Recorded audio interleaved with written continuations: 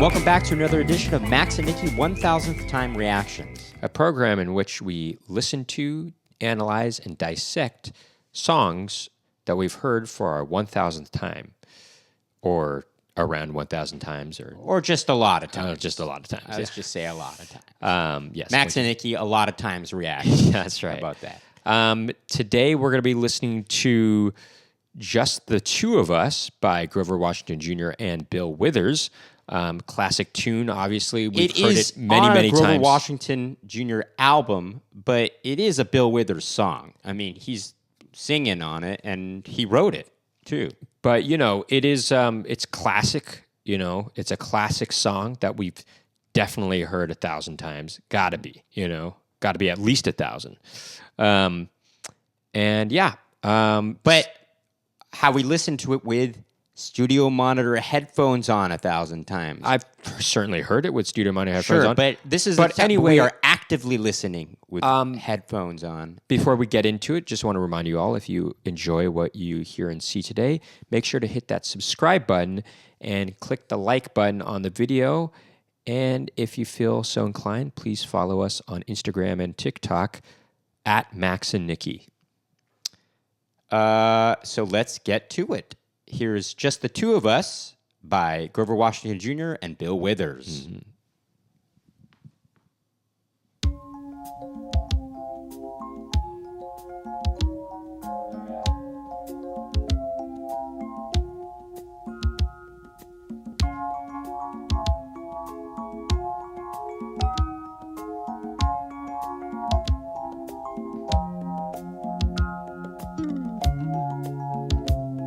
This is the extended version.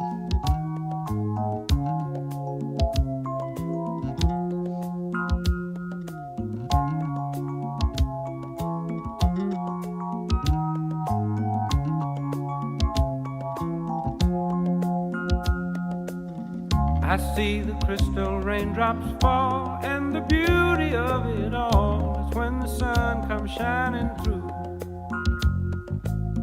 to make those rainbows in my mind. When I think of you sometime, and I want to spend some time with you, just the two of us. We can make it if we try, just the two of us. Just the two of us. Just the two of us, building castles in the sky. Just the two of us, you and I. We look for love, no time for tears. Wasted water's all that is, and it don't make no flowers grow. Good things might come to those who wait, but not for those who wait too late. We gotta go for all we know. Just the two of us. We can make it if we try. Just the two of us. Just the two of us. Just the two of us. Building them castles in the sky. Just the two of us. You and I.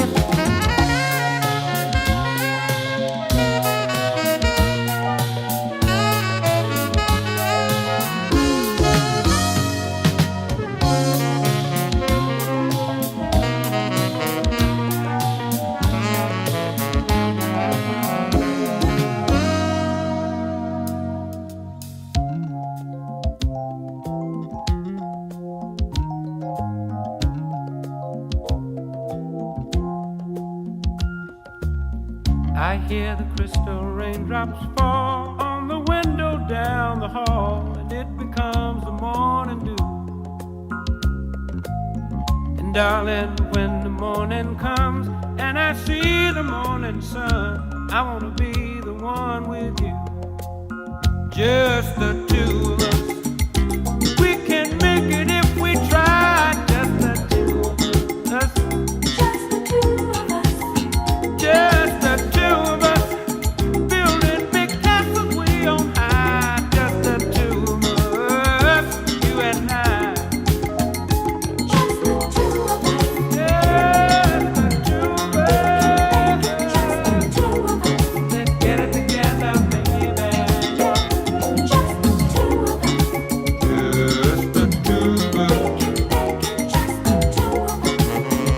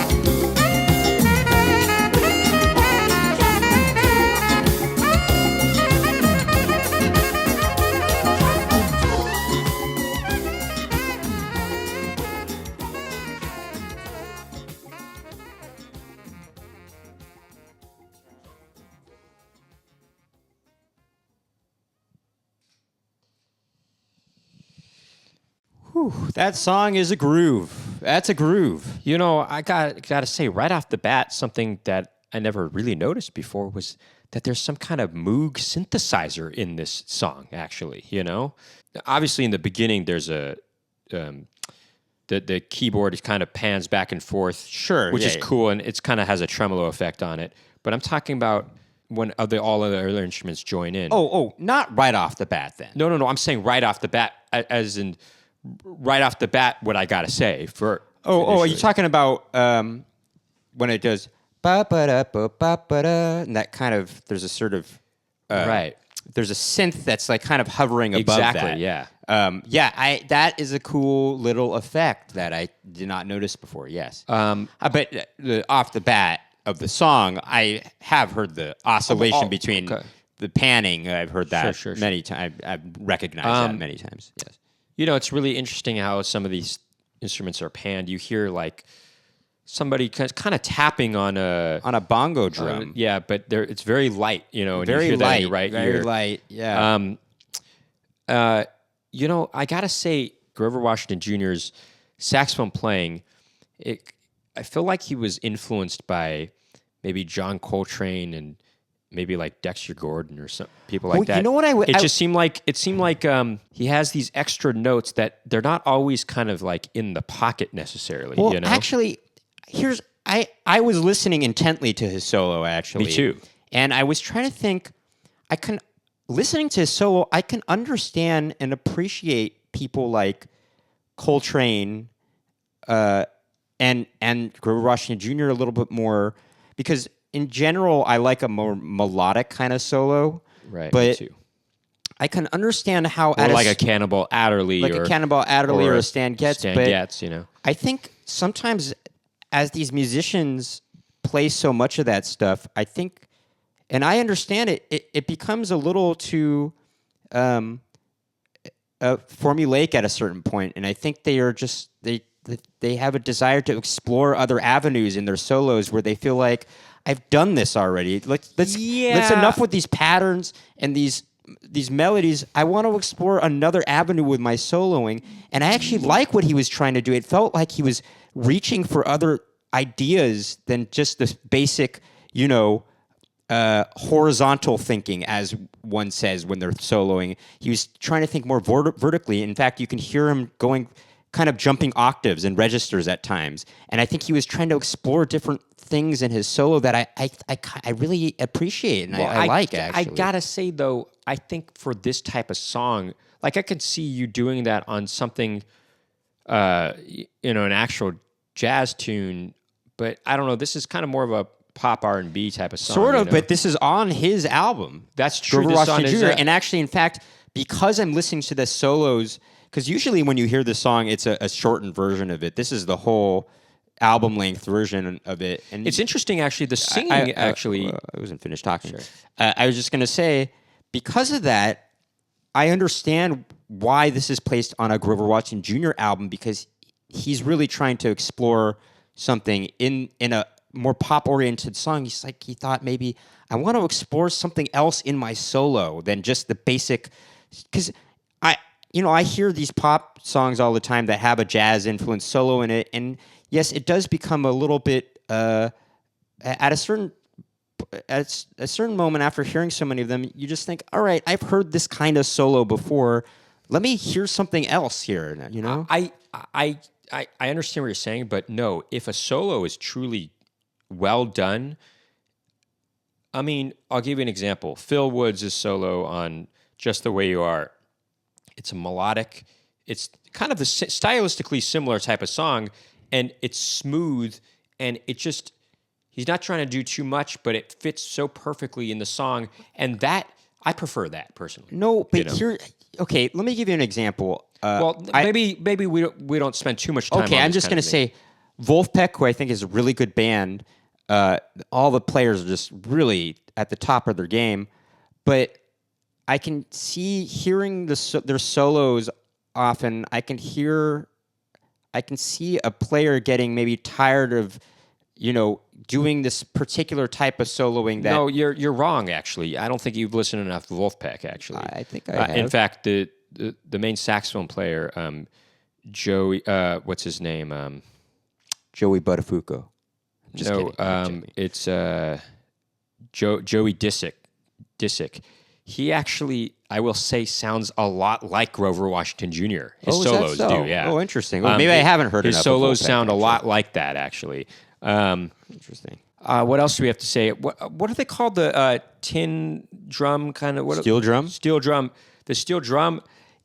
You preferred the solo on that. I did, and I'm just thinking, how do you solo with a steel drum like that? I'm a little confused. I was thinking that myself. How do they know where the notes are like that? I don't know. It's quite impressive, I gotta say. I was really impressed by the steel drum solo. Hearing the steel drum solo is something you would expect, the solo to be, Yes, but... And I liked it. I like it a lot. Don't get me wrong. I think it's really good. It really fit the groove well, and it was a great solo. But I can understand Grover Washington Jr. thinking to himself, he just did that kind of solo. I want to try something else here. You know? But look, you can be melodic and still push the boundaries. I mean, like if you listen to, obviously this came out in the '60s, but Joe Henderson's solo on "Song for My Father," it's really driving, but it's still melodic, and he really goes to some new heights. You really feel his solo. No, but again. Anyway, it doesn't matter. I can still debate with you on I know, that, actually. but anyway. I don't know if I agree with that, actually. I mean, I love that. So I it's will one of my say favorite this, solos of all time. This song, it's kind of jazz fusion-y, and it almost kind of borders on what would become smooth jazz, actually. And so this is something the that you beginnings might of smooth jazz was good. You might consider this to fall in the category maybe of Quiet Storm, actually. Sure. You might call that this, I would say. But maybe it's just R&B, who knows? But, everything is great. I liked how the female backup singers were singing "Just the Two of Us." Or, I'm sorry, I'm out of tune right now, but because I got these headphones on. But still good. Just the two of us. They kept singing that over and over again while the solos were happening. And I thought that was an interesting choice. It was almost, how sometimes musicians will play a little lick together as a solo is going on. They might go bump, bump, bump, bump, bump. Something like that. It was, they were doing that, as singers, which is kind of interesting. I also want to note the cowbell in the left ear. that was really in the pocket. I mean, that's kind of a hard thing to keep that rhythm going for a while. Right. I don't know if you heard in the left ear there was some kind of, a finger cymbals. yeah. Something was happening, and that was cool. But I'm looking at the credits right now. Grover Washington Jr. played soprano, alto, and tenor saxophone on this track. That's crazy! Wow, that's amazing. Oh, that's interesting. Unless That's the album. unless that the- just might be the album. That might be the whole actually. album credit. No, I don't know. That might be on this song. I wasn't paying don't know. attention intently enough to figure out if he was playing all three types of saxophones. I'd have to re-listen to it. Obviously, you can tell. Well, I will say there was a point where, he went. He did it a couple times. And then he went. he goes in one down an low. octave. Maybe that was going from One sax to one another? saxophone to the other. Perhaps. I mean, obviously, you can play more than an octave on a regular saxophone. Sure, on, I on would any hope kind of so. sax. Anyway, we could Well, I go just want to on. note the drummer on this is Steve Gadd. Steve Gadd is. I mean, those who know, and those who don't are missing out. He's really one of the best drummers. Certainly, probably one of the top 2 session drummers of all time.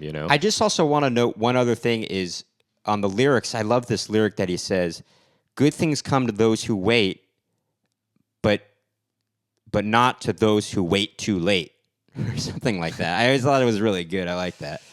Anyway, there's lots to say about this song. If you feel free to join in the conversation in the comments below.